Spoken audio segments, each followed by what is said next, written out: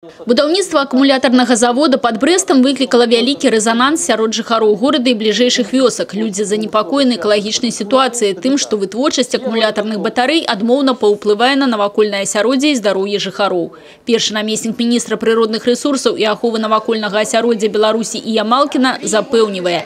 Напярэдадні будаўніцтва завода была праведзена дзяржаўная экалагічная экспертыза, якая выдала заключэнне аб бяспецы аб'екта. Ён аднесены да 5-го класа небяспекі, это значит до наименьш небяспечной категории.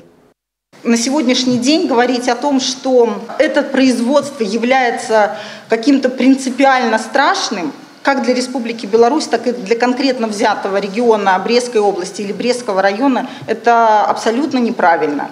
Это достаточно распространенное в Европе производство, которое сегодня, его примеры есть на территории нашей соседки Республики Польши, в Германии, в Австрии. Телеканал «Беларусь-4 Брест» узнял пытание о близком суседстве завода за аэропортом и магчымасці пагрозы бяспецы полетов, а таксама работе авиационных радиотехничных сродков. На стадии строительства, на стадии проектных работ сбил аэронавигации. Эти все вопросы согласованы. Никаких вопросов по полетам самолетов, по приему, никаких вопросов нету.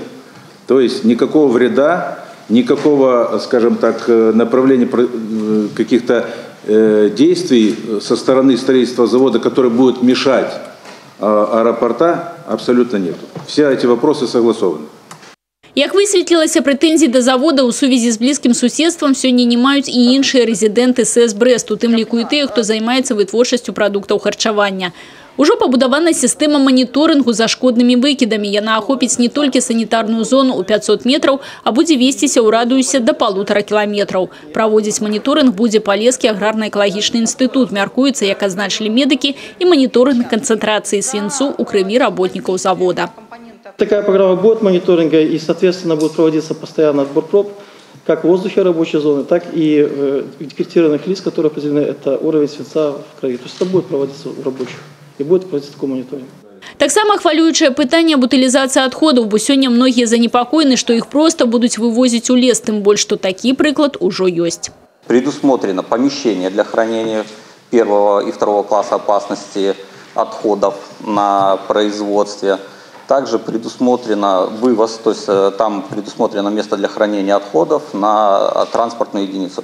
Далее данные отходы будут переправляться на переработку, на организации, которые имеют специальные лицензии.